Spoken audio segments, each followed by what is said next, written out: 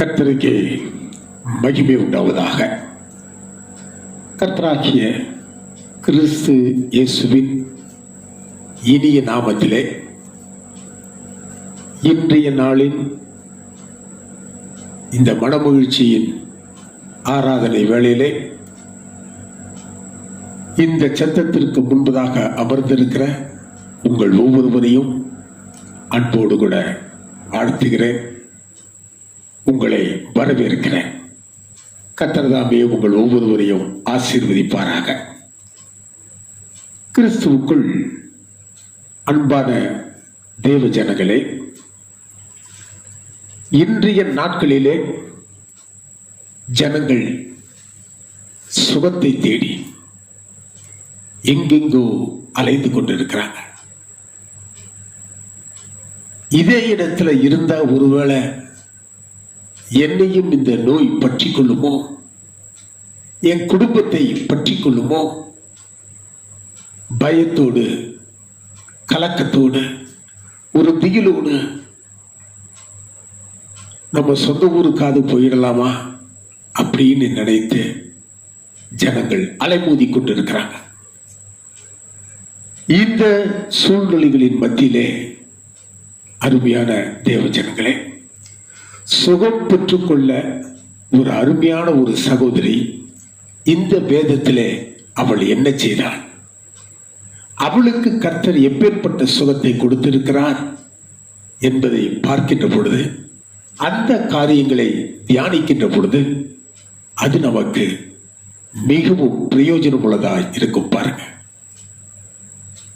Mark எழுதின சுவிசேஷத்தில் 5ஆம் அதிகாரம் 34வது வசனத்தை எடுத்து வாசித்து பார்ப்பீர்கள் என்று சொன்ன, நீ சமாதானத்தோடு போய் உன் வேதனை நீங்கி சுகமாயிரு. நீ சமாதானத்தோடு போய் உன் வேதனை நீங்கி சுகமாயிரு. சொல்லப்பட்ட இந்த வார்த்தை 12 வருடங்களாக உயிரப்போக்கினாலே அவஸ்தைப்பட்டு வேதனை அடைந்து பல வைத்தியர்களை பார்த்து தனக்குண்டான ஆஸ்திகள் எல்லாவற்றையும் செலவு செய்து கொஞ்சம் கூட சுகம் கிடைக்காத நிலைமையில இயேசுவை குறித்து கேள்விப்பட்டு அவர் வந்திருக்கிற இடத்திற்கு நேராக போய், இந்த கூட்டத்தின் நடுவில் அவருக்கு முன்னாடி என்னால் போய் நிற்க முடியாது, அவருக்கு பின்னாடி போய் அவருடைய வஸ்திரத்தையாக நான் தொட்டனா சுகமாவேன் அப்படின்னு சொல்லி ஒரு நம்பிக்கையோடு கூட ஒரு விசுவாசத்தோடு கூட இயேசுவுக்கு தெரியாமல் அவருக்கு பின்னாக போய் அவருடைய வஸ்திரத்தின் ஓரத்தை தொட்டார். வேதம் சொல்லுது, அவர் தொட்ட உடனே அவருடைய வேதனை அவளை விட்டு நீங்கிடுச்சு. அவன் சுகமடைஞ்சிட்டான். அவன் நினைச்சா இயேசுவுக்கு தெரியாம நான் தொட்டுட்டேன்னு சொல்லி, ஆனா இயேசு திரும்பி பார்த்து என்னை தொட்டது யார் அப்படின்னு கேட்கிறாரு. பாருங்க, அவர் சுற்றிலும் பார்த்த பொழுது சீஷர்கள் இயேசுவை பார்த்து, இத்தனை கூட்டத்துல என்னை தொட்டது யாருன்னு கேட்கிறீங்களே, யாரப்பா சொல்ல முடியும், எல்லாம் தான் உங்க தொடுறாங்க. அப்ப இயேசு சொல்ற, இல்ல, என்கிட்ட ஒரு வல்லம் புறப்பட்டு போச்சு, என்னை தொட்டது யார், இவள் தான் மறைந்திருக்கவில்லை என்று சொல்லி கண்டு இயேசுவுக்கு முன்னாக வந்து நடந்தது எல்லாம் சொல்லி, நான் தான் உண்மை தொட்டேன் அப்படின்னு சொல்லி உண்மையை ஒப்புக்கொள்கிறாள். பாருங்க, அப்பத்தான் இயேசு அவளை பார்த்து சொல்லுகிறார், நீ சமாதானத்தோடு போய் உன் வேதனை நீங்கி நீ சுகமாயிரு. அப்போ ஒரு மனுஷனுக்கு சுகம் வேணும் அப்படின்னா அவனுடைய வேதனைகளின் நடுவிலிருந்து அவன் விடுதலை பெறணும். இதையே யோவான் தன்னுடைய நிருபத்திலே, பிரியமானவனே, உன் ஆத்துமா வாழ்கிறது போல நீ எல்லாவற்றிலும் வாழ்ந்து சுகமாயிருக்கும்படி விரும்புகிறேன். அப்ப நீ எல்லாவற்றிலும் வாழ்ந்து சுகமாய் இருக்கணும் அப்படின்னா உன்னுடைய ஆத்துமா வாழணும். பாருங்க, அங்கு பார்த்தோம் வேதனைகள் நீங்களும், இங்கு பார்க்கிறோம் ஆத்துமா வாழணும். அப்போ உங்ககிட்ட இருக்கிற உன்னுடைய வேதனைகள் எல்லாம் நீங்கினா உன்னுடைய ஆத்துமா வாழும்.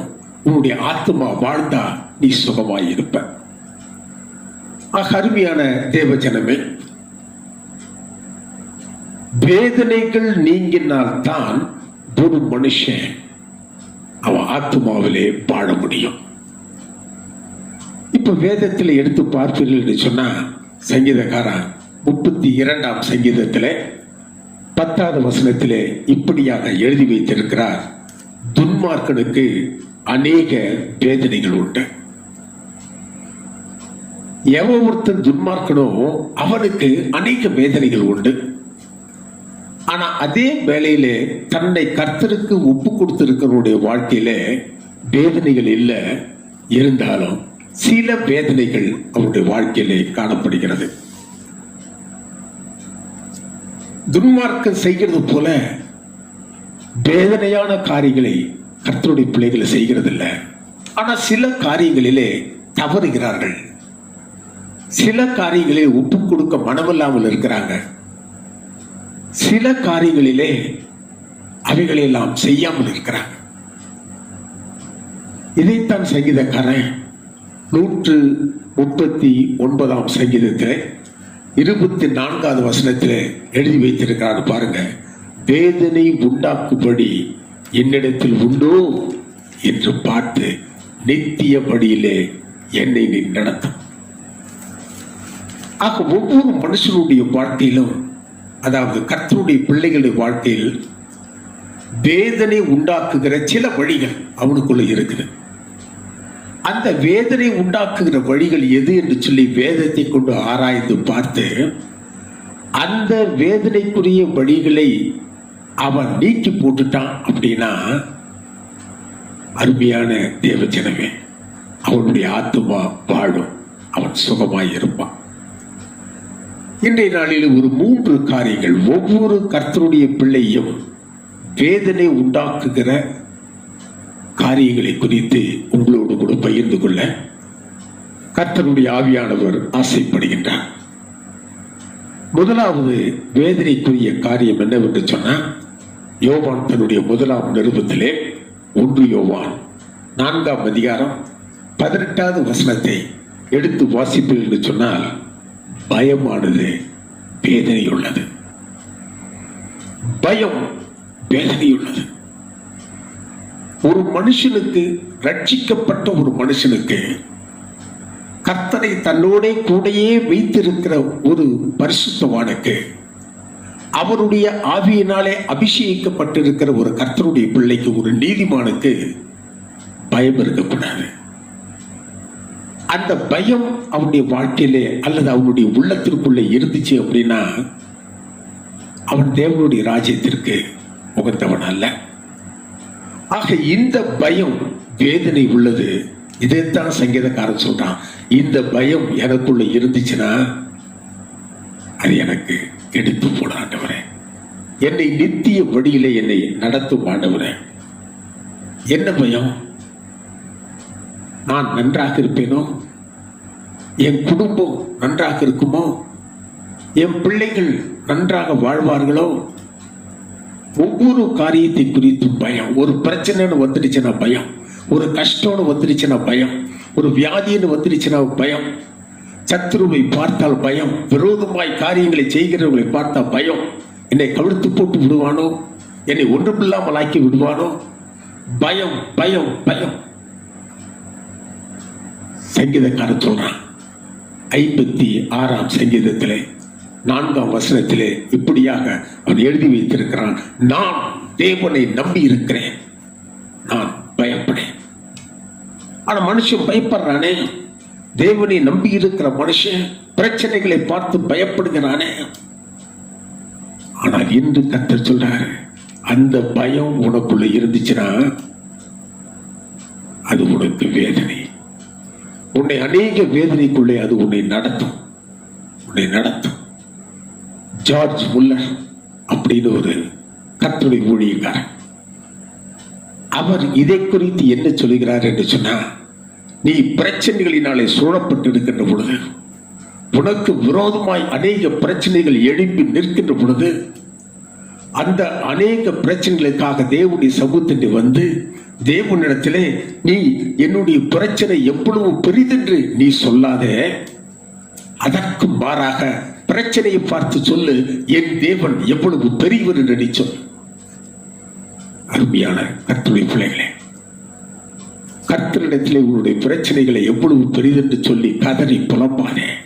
பிரச்சனைகளை பார்த்து சொல்லு, நீ நம்பி இருக்கிற தேவன், நீ ஆராதிக்கிற தேவன், நீ வணங்குகிற தேவன், நீ தொழுது கொள்கிற தேவன் அவர் எவ்வளவு பெரியவர் என்று சொல்லி அந்த பிரச்சனையின் இடத்திலே போய் சொல்லு. அவரால் முடியாத காரியம் ஒன்று கூட இல்லை. சங்கீதக்காரன் சொல்றான் பாருங்க, 118 சங்கீதத்திலே 6வது வசனத்திலேயும் சரி, எபிரேயருக்கு எழுதிய நிருபத்திலே 13ஆம் அதிகாரம் 6வது வசனத்திலும் சரி, கர்த்தர் என் பட்சத்தில் இருக்கிறார், மனுஷன் எனக்கு என்ன செய்வான். கர்த்தர் என்னுடைய பட்சத்தில் இருக்கின்ற பொழுது, அவர் என்னோடு கூடவே இருக்கின்ற பொழுது, அவர் எனக்குள் வாசம் பண்ணி கொண்டிருக்கின்ற பொழுது மனுஷனால் எனக்கு என்ன செய்து விட முடியும். ஆகவே தான் 23ஆம் சங்கீதத்தில் 4வது வசனத்திலே கர்த்தருடைய தாசன் சொல்லுகிறான், நான் மரண இருளின் பள்ளத்தாக்கிலே நடந்தாலும் பொல்லாப்புக்கு பயப்படேன், தேவனே என்னுடைய கூட இருக்கிறேன். ஆக நன்றாக தெரிந்து கொள்ளுங்கள், எந்த ஒரு காரியத்தை குறித்தும் கவலையே படாதீர்கள், எந்த ஒரு காரியத்தை குறித்தும் பயப்படாதீர்கள். கர்த்தர் உங்களை இந்த பாதையில தான் நடத்தி செல்கிறார் என்று சொல்லி அறிந்து கர்த்தருக்கு நன்றி செலுத்தி வாழுங்க. உங்க பிரச்சனைகளுக்காக நன்றி செலுத்தி வாழுங்க.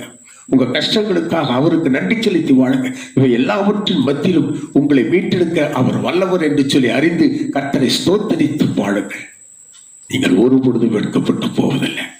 ஆக முதலாவது காரியம் பயம் பேதரை உள்ளது. அருமையான கர்த்தருடைய பிள்ளைகளை, இரண்டாவது காரியத்தை நாம் பார்க்கின்ற பொழுது, அப்போஸ்தலனாகிய பவுல் தீமோத்தேயுக்கு எழுதின முதலாம் நிருபம் 6ஆம் அதிகாரம் 10வது வசனத்தை எடுத்து வாசிப்பீர்கள் என்று சொன்னால், பண ஆசை எல்லா தீமைக்கும் வேறாய் இருக்கிறது. சிலர் அதை இச்சித்து அநேக வேதனைகளாலே தங்களை உருவ குத்தி கொண்டிருக்கிறார்கள். பண ஆசை அவர்களை அநேக வேதனைகளுக்கு நேராக வழிநடத்தி செல்கிறது. அந்த வேதனைகளினாலே அவர்கள் தங்களை தாங்களே உருவ குத்தி கொள்ளுகிறார்கள். பண ஆசை, பொருளாசை. இன்று பணத்துக்காக எதை வேண்டுமானாலும் செய்யலாம். பண ஆசைக்காக. பணம் ஒரு மனுஷனுக்கு தேவை, பொருள் ஒரு மனுஷனுக்கு தேவை அவனுடைய வாழ்க்கையை நடத்துவதற்கு. ஆனால் அந்த ஆசையே அவனுக்கு ஆத்திரமாய் போய்விடக்கூடாது. அளவுக்கு அதிகமாய் சேர்க்கணும் அப்படி சொல்லி போயிடக்கூடாது. நீ நன்றாக இந்த உலகத்திலே ஜனங்களை நிதானித்து பாருங்க. அவன் ஒரு சாதாரண மனுஷனாய் வாடுகின்ற பொழுது நல்லவனாக வாழ்ந்து கொண்டிருப்பான். ஆனா அவன் பணம் சேகரிக்கணும், சேர்த்து வைக்கணும் அப்படின்னு சொல்லி அவன் போகின்ற பொழுது அவனுடைய எண்ணங்கள் எல்லாம் மாறிடுது. ஒரு 5 பைசா செலவு பண்றதுக்கு அவன் யோசிப்பான். சில ரூபாய் எடுத்து செலவு பண்ணி ஹோட்டல்ல போய் சாப்பிடுவதற்கு கூட அவன் யோசிப்பான். இதை சேர்த்து வச்சா பின்னாடி உதவுமே. பண ஆசை, ஆசை, பணத்தின் மீது இருக்கிற ஒரு மோகம் ஒரு மனுஷனை அது அநேக வேதனைகளினாலே உருவ குத்தி கொண்டிருக்கிறது. ஒன்றை தெளிவாய் புரிந்து கொள்ளுங்க. லூக்கா எழுதின சுவிசேஷத்திலே 12ஆம் அதிகாரம் 15வது வசனத்திலே வேதம் இப்படி சொல்லி இருக்கிறது, ஒருவனுக்கு எவ்வளவு திரளான ஆஸ்திகள் இருந்தால் அது அவனுக்கு ஜீவன் அல்ல. ஒரு பொருள் அவனிடத்திலே அதிகமாக இருக்கிறபடினாலே, ஆஸ்தியில அவன் பெருகி இருக்கிறபடினாலே அது அவனுக்கு ஜீவன் அல்ல. அது அவனுக்கு ஜீவன் அல்லவே அல்ல. அந்த பணத்தினாலே அவனு பரலோகம் போகவும் முடியாது பாருங்க. ஆனா இன்று அநேக இடங்களிலே எங்கு பார்த்தாலும் பணம் பணம் பணம் பணம். இன்று அநேக கர்த்தருடைய பிள்ளைகளுடைய வாழ்க்கையிலும் இந்த பணம் தான் அவர்களை ஆட்டி படைத்துக் கொண்டிருக்கிறது. அந்த பணத்தினாலே ஜனங்களை தங்களை ஆதாயப்படுத்திக் கொள்ள பார்க்கிறாங்க. பேதுரு எழுதின 2ஆம் நிருபம் 2ஆம் அதிகாரம் 3வது வசனத்தை எடுத்து வாசிப்பீர்கள் என்று சொன்னால், அவர்கள் பொருளாசை உடையவர்களாய் தந்திரமான வார்த்தைகளினாலே உங்களை தங்களுக்கு ஆதாயமாக வசப்படுத்திக் கொள்வார்களாம். உங்கள்கிட்ட வசதி இருக்குது, உங்கள்கிட்ட வாய்ப்பு இருக்குது அப்படின்னா உங்களை தங்களுக்கு சொந்தமாக வசமாக்கி கொள்ளும்படியாக தந்திரமான உபாய ஆலோசனைகளை உங்களுக்கு சொல்லி உங்களை தங்களுக்கு ஆதாயப்படுத்திக் கொள்வார்களாம். காரணம் என்ன? பண ஆசை. அவர்கள் பிரசங்கிப்பதெல்லாம் கர்த்தரை பற்றி அல்ல, பணத்தை பற்றியே பிரசங்கிப்பாங்க. அவருடைய நோக்கமெல்லாம் பணத்தை சுற்றியே இருக்கும். அவருடைய எண்ணங்கள் எல்லாம் பணத்தின் மேலேயே இருக்கும். அருமையான தேவஜனமே, இந்த பண ஆசை வேதம் சொல்லுகிறது அநேக வேதனைகளினாலே உங்களை உருவ குத்திக் கொள்ள அது ஒரு காரணமாக இருக்கிறது. அடுத்தது 3ஆவதாக ஒரு வேதனை குறித்து பார்க்கின்ற பொழுது சங்கீதக்காரன் எழுதி வைத்திருக்கிறான். 16ஆம் சங்கீதம் 4வது வசனத்தை எடுத்து வாசிப்பீர்கள் என்று சொன்னால், அந்நிய தேவனை நாடி பின்பற்றுகிறவர்களுக்கு அநேக வேதனைகள் பெருகும். தங்களை ரட்சித்த கிறிஸ்து இயேசுவை விட்டுவிட்டு அந்நிய தேவர்களை நாடி பின்பற்றி போகிறவர்களுக்கு அநேக வேதனைகள் பெருகுகிறதா. அப்படித்தான் கர்த்தருடைய ஜனங்களாகிய இஸ்ரவேல் ஜனங்களும் தங்களை ரட்சித்த தேவனை மறந்து போனாங்க, கர்த்தரை மறந்து போனாங்க. பல இடங்களிலே பல நேரங்களிலே கர்த்தருக்கு விரோதமான, கர்த்தர் விரும்பாத அந்நிய தேவர்களை நாடி அவர்கள் நமஸ்கரிக்க போயிட்டாங்க பாருங்க. அதனாலே அநேக முறை தேவனுடைய கடும் கோபத்திற்கு அவர்கள் ஆளாகி இருக்கிறாங்க. சில வேளையிலே கர்த்தர் அவர்களை கைவிட்டும் இருக்கிறார். வேதத்தில் ஒரு வசனத்தை எடுத்து வாசிப்பீர்கள் என்று சொன்னால், நியாயாதிபதிகளின் புஸ்தகத்திலே 10ஆம் அதிகாரம் 13ஆம் வசனத்தை எடுத்து வாசித்து பாருங்கள்.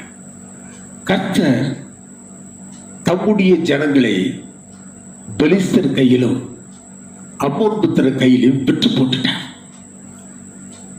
இப்படியே இவர்கள் துரோகம் பண்ணி கர்த்தருக்கு விரோதமாய் காரியங்களை நடப்பித்து அந்நிய தேவர்களை நாடி போனபடினாலே கர்த்தர் அவங்களை விற்று போட்டார் என்று சொல்லி முந்தின வசனங்களை எல்லாம் சொல்லி, அதற்கு பின்பு இந்த ஜனங்கள் தேவ பாதத்தினை விழுந்து கதறி அழுது புலம்பி எங்களை ரட்சியும் என்று சொல்லி கதறுகின்ற பொழுது கர்த்தர் அவர்களுக்கு சொன்ன பதில் என்ன தெரியுமா? அந்த 13வது வசனத்திலே, அந்நிய தேவர்களை நீங்கள் சேவித்தீர்கள், உங்களை நான் ரட்சியேன்.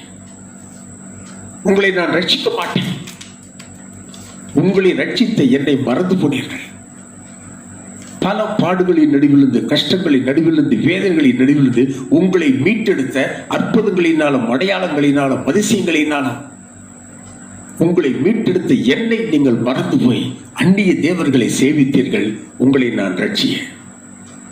அடுத்த வசனத்திலே 14வது வசனத்திலே, நீங்க போய் இப்ப நீங்க ஆராதிச்சு கொண்டிருக்கிறீங்களே அந்த தேவர்களிடத்தில் முறையிடுங்கள், அவர்கள் வந்து உங்களை ரட்சிக்கிட்டு பார்க்கலாம். ஆக அந்நிய தேவர்களை நாடுகின்ற பொழுது இன்று கர்த்தருடைய பிள்ளைகளில் பலர் தங்களுடைய ஜெபங்களுக்கு பதில் கிடைக்கலன்னு நீண்ட நாட்களுக்கு பின்பதாக இந்த இயேசுவை நம்பி எனக்கு என்ன பிரயோஜனம் என்று சொல்லி அவங்கள பார், அந்த ஜாதி ஜனங்களை பார், அதை வணங்குகிறவங்களாம் பாருங்க, அவர்களுக்கெல்லாம் எவ்வளவு நல்லதாக நடக்குது அப்படின்னு சொல்லிட்டு கர்த்தரை விட்டு விலகி போகிற ஜனங்கள் உண்டு. ஆக அருமையான தேவ பிள்ளைகளே, 3 காரியங்களை இந்த நாளிலே பார்த்தோம். வேதனைகள் நீங்கி நாம் சுகமாய் இருக்கணும் அப்படின்னா நாம கர்த்தருடைய பிள்ளைகள் நம்முடைய வாழ்க்கையிலே இருக்கிற வேதனைகள், 1 பயம், அது வேதனை உள்ளது. 2வது பொருளாசை, அநேகர் அதனாலே உருவ விசுவாசத்தை விட்டு விலகி தங்களை உருவ குத்தி கொண்டு இருக்கிறார்கள். 3வது அந்நிய தேவர்களை நாடி பின்பற்றுகிற காரியம். இந்த 3 காரியங்களிலிருந்து இன்று கர்த்தருடைய பிள்ளைகளாக நாம் நம்மை விடுவித்துக் கொண்டு தேவனுடைய சமூகத்திலே வருவோம். கர்த்தர் நிச்சயமாய் நம்முடைய ஆத்மாக்களை வாழ வைப்பார். நாம் சுகப்பெற்று நீடித்து வாழ தேவ சமூகத்திலே கர்த்தரோடு கூட இருக்க கர்த்தர் நமக்கு கிருபை செய்வார்.